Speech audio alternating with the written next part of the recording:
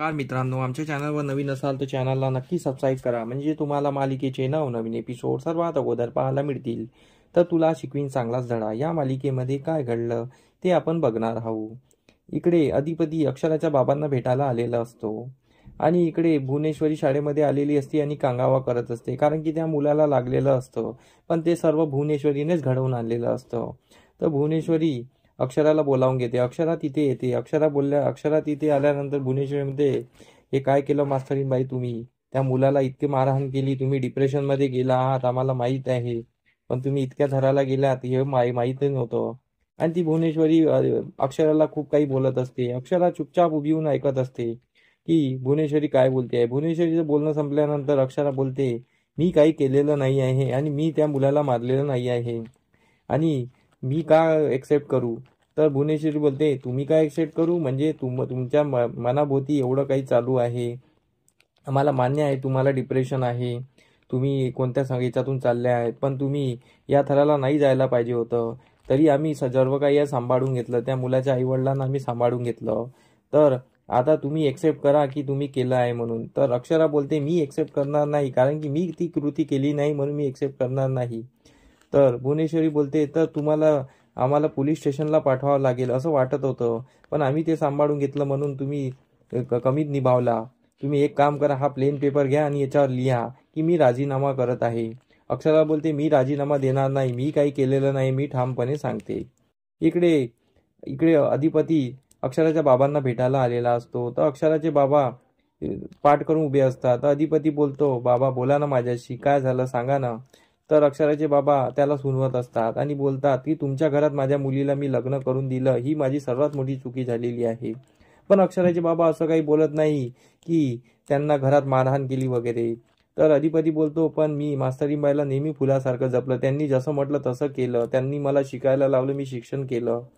मी काय चुकी केली हे सांगा ना मला, कारण की मी त्यांना एवढं प्रेम दिलं तरी त्यांनी बॅग उचलली आणि सरळ निघून गेले. भांडणं कोणाच्या घरात नाही होत, प्रत्येकाच्या घरात होतात, पण त्यांनी एवढा मोठा चुकीचा पाऊल उचलला. तर अक्षराचे बाबा बोलतात, तिने चुकीचा पाऊल उचललेला नाही आहे, तिच्या मनाशी तुम्ही वागलेले नाही आहात. आणि तिने काय मागितलं हो तुम्हाला? तुम्हाला तुमचं प्रेम मागितलं आणि थोडा आदर मागितला, पण तुम्ही तेही देऊ शकले नाही आहे. माझी अक्षरा अशी नव्हती आणि माझ्या अक्षराला तुम्ही असं डांबून ठेवलं आणि तिच्यावर असे अत्याचार होत असल्यावर बी तुम्ही असं वागलात आणि तिला घरातून जाऊ दिलात. तर अक्षराचे बाबा त्याला खूप सुनवत असतात आणि माझी सर्वात मोठी चुकी झाली की मी एका अडाणी व्यक्तीसोबत तिचं लग्न लावून दिलं.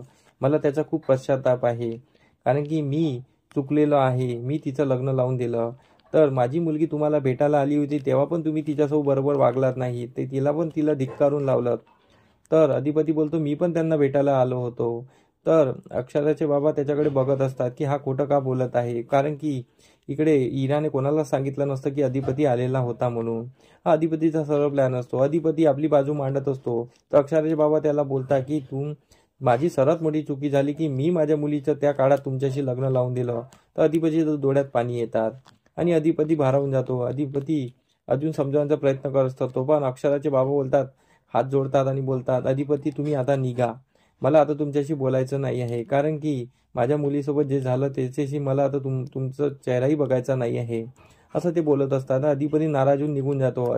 इकडे अक्षरा आपल्या ठाम मतावर असते. तिकडे दुर्गेश्वरी रूममध्ये आलेली असते आणि बोलते की ताई, ते मुलाचे आई वडील काही ऐकत नाही आहे, ते पण आता आलेले असतात. तर इकडे दुर्गेश्वरीमध्ये, भवानी तुने जे केलं ते प्रताप करून ठेवले ते एक्सेप्ट कर आणि राजीनामा दे. अक्षरा बोलते, मी राजीनामा देणार नाही, मी काय केलेलं नाही, तुम्हाला जे करायचं आहे करा. तर त्या मुलाची आई आणि बाबा बोलतात की काय मुलगी आहे, एवढं करून सुद्धाही घाबरत नाही, भुवनेश्वरी मॅडम तुम्हालाही सुद्धा घाबरत नाही. तर भुवनेश्वरी बोलते की काही होत नाही. तर अक्षरा तिथून निघून जाते. तर भुवनेश्वरी बोलते, आम्ही काय जे काय बघतो. तर इकडे फुलपगारे आणि सरा मॅडम बोलत असतात. तर सरा मॅडम बोलत असतात, तर ऑफिस स्टाफ बोलतात की अक्षराने काही केलेलं नसावं, कारण अक्षरा अशी करू शकत नाही, अक्षराला आपण वाचवायला पाहिजे. फुलपगारे बोलतो, मी काहीतरी करतो. तो भुवनेश्वरीशी बोलायला येतो. भुवनेश्वरी बोलते की अक्षरा राजीनामा देईल, नाहीतर तुम्हीच राजीनामा द्या, तुम्ही अक्षराला कसंही कन्व्हिन्स करा आणि राजीनामा द्यायला लावा.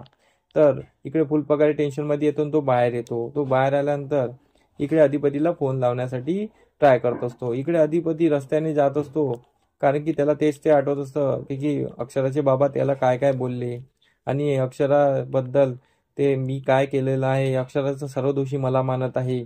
तर अधिपती आपल्या डिप्रेशनमध्ये चालत असतो. तेवढ्यात एक गाडी येते आणि अधिपतीला उडवतच असते. तर अधिपती थांबून जातो आणि तो गाडीवाला उतरतो आणि बोलतो की काय रे, कुठं लक्ष आहे, मरायला आलाय का, माझीच गाडी मिळाली का, असं तसं तो बोलत असतो. अधिपती काही बोलत नाही, अधिपती त्याच्याकडे बघतच असतो.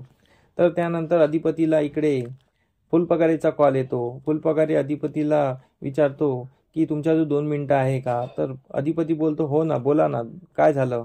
तर फुलपगारी बोलतात अक्षराबद्दल खूप काही वाईट घडलेलं आहे शाळेत. तर अधिपती बोलतो काय झालं, मास्तरीनबाईबद्दल काय झालं.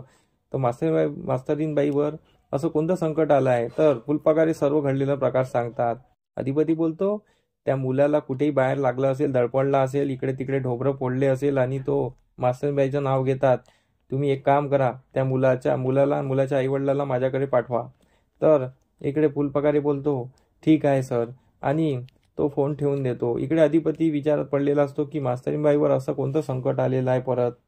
तर इकडे अधिपती आता त्या मुलाच्या आईवडिलाशी बोलणार आहे आणि इकडे भुवनेश्वरीचा मास तुटणार आहे, कारण की भुवनेश्वरीचा हा पण प्लॅन फेल होणार आहे.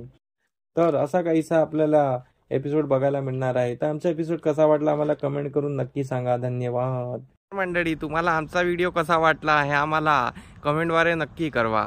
तेव्हा आम्ही तुमच्या प्रतिसादाला उत्तर नक्की देऊ. आणि आमचे व्हिडिओ बघत राहा. आमचा व्हिडिओ किती छान वाटतो हे आम्हाला कमेंटमध्ये नक्की सांगा. धन्यवाद.